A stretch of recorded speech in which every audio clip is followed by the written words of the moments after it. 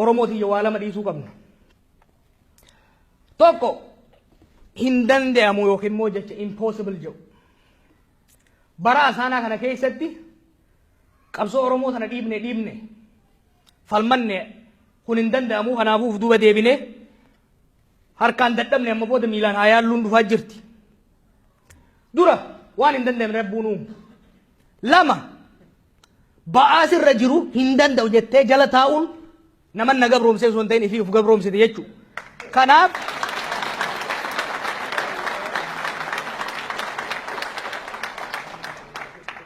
Kanaaf ni dandeenya. Ka dandeenyu immoo yoo akka nama tokkootti jabaanne dura ni dandeenya jennee yoo itti deemne jechuudha. Waggaa 40-50 dura warri nu dura turan dukkanatti ija babaasaa turan. Yeroo tokko akka Bakriisaa Pallootitti akka Baaroo Tumsaa fa'aa ta'eetiin yaaduu barbaada. Yeroo Oromoo ta'uu nuu hin jirretti yeroo miidiyaan takkittiin hin jirretti yeroo Oromoo rakaan wal ga'uu hin dandeenyetti jaarraan bakka takkatti maal jaarraa abbaa gadaa waraana erge qawwee takka nam sadiitti hidhee ajjeetti kenne ijoolletti Oromoon ajjeesina jedhanii uummataan hoggaa Oromoo jedhaniin boonumoo nuti Oromoo miti jechaanii ture jechuu namni bakka sanirraa kaaneet bakka kana jirra jechuudha. Yoo jarri sun bara dukkanaa san keessatti bakka risoorsiin isaan qaban xiqqaa ta'e san keessatti bara namni keenya waliin beeyne ifin beeyne san keessatti ni dandahama jedhanii ofitti amanan taate dargaggeessi qaamni isaa waraabessa lama bulchu kun hin danda'uun akkamitti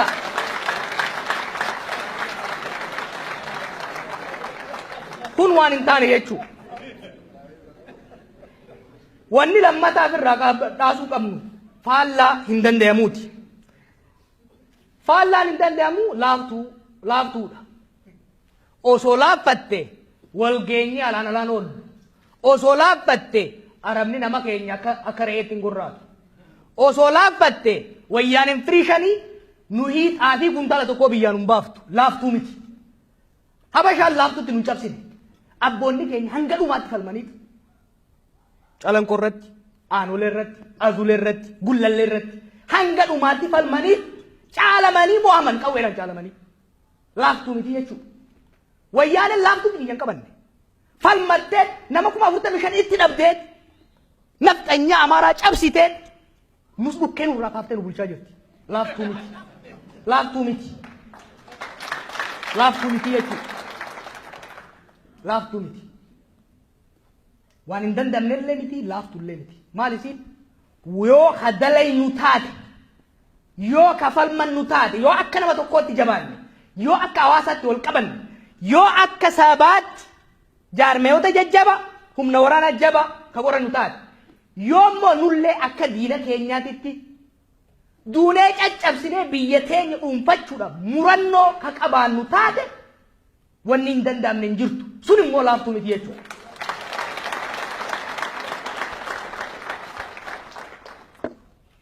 Abboota hiyyaaf ergaan an dabarsuu barbaadu dhugaadhaa waggoonni 20 kun akka hawwii keessanitti akka fedhii keessanitti hin deemne. Haa ta'u immoo isin arguu dhabe malee hawwiin teessan qaata bakka geesse. Qubeen hin baradhe. Alaabaa san dura magarsiisa. Maal wanni isin barbaaddan gaafa qubee mana keessatti waliin barsiiftan ifii barattanii barsiin afaan saabaatiin barattanii nuuf qopheessaa turtan jechuudha.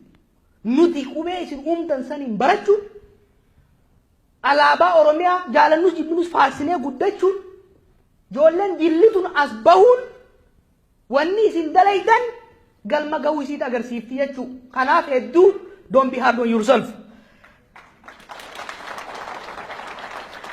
Balleessitanii balleessitan waa hedduu dhalaayitan. Osoo laaquu baattanii marqinuun dhalatu haga madallee fokkatu. Balleessitan nama dalaguu waa balleessitanii jirtan. Amma immoo waan takka shakkina nama 4-5 agartanarra kumaatamaan jira. Ilmaan qabsoon teessan dhalchite. Ilmaan dhiinii jaallawwan keessanii magarsee kumaatamaan as bayaa jira. Ni dhodhokata malee as baya. Isin saalfate malee ija nyaatte isallee. waan isin waan lama waadaan isin gala dhaloota qubeedhaa bakka bu'ee yoo xiqqaate injifannoo isin dukkana san keessatti itti wareegamtanii itti xaartanii asin geessan tana takkuu takka hin tuysiifnu tana dhaloonni waadaan isin gala. Maali kun tokko eenyummaa oromummaa teenya akka killeetitti eegganna. Laaftutti hin dhufne. Oromummaa teenya wal qabanna. Oromummaa teenya waan fedhee dhufa malee Amaara minjaarii miti. Kaapitaalistoonni asiitis yoo ija kanutti babaasan taate ija deebifnee itti baafna malee irraa duuba deebinu. Kalammataa Oromiyaa. Oromiyaan gad dhaabachuun faaruufi miti. Oromiyaan gad dhaabachuun eenyummaa Oromoo kaniin reefu jeesan kan daangaa itti godhu. Oromoo diinni addaan qoqqoodee laga safaratti addaan qoodisa walitti deebisee ka hidhu. Oromoon akka namaattis, akka gosaattis, akka daangaattis, akka godinaattis walitti dhufee dantaa eenyummaa wal fakkaatu ka dantaansa Oromiyaadhaan walitti hidhate qabaachuu akka dandeenyu kanu godhe Oromiyaa. Beekaarra namni Boorana dhufee dibaabachuuf gubboo kennuun abbaa duulatiif gubboo kennuun waa guddaa bar injifannoo teessan. Maaliif Oromoon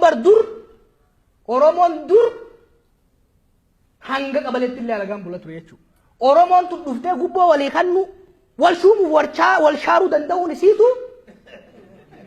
namni keenya muuxannoo waliin bulu bureaucratic experience akka argatu godhe jechuudha. Yoo xiqqaate Oromiyaa kana ni tiisifna. Kasadaffaa afaan keenya. Zabana kana jarree Habashaa fayyaan qabu fakkaata. Qubee isaa abbaatiin maan barreessine jaan. Afaan kana yoo xiqqaate ilmaan teenya akka ittiin baratte gootee deemsuudhaaf waadaa isiniif galla. Warri dargaggoo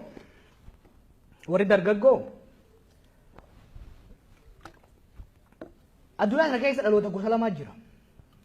Yeroon ka dhufu. Tokko dhaloota ibidda keessaan dabree boqqolloo waadamte shuumoo affeelamte namaa dhiyeessu. Tokko dhaloota shuumoo saniin garaa guddifatee achuma lafarra ciisu. Dhaloonni Tigree akkasi amma. Ijoolleen Tigree akkasi.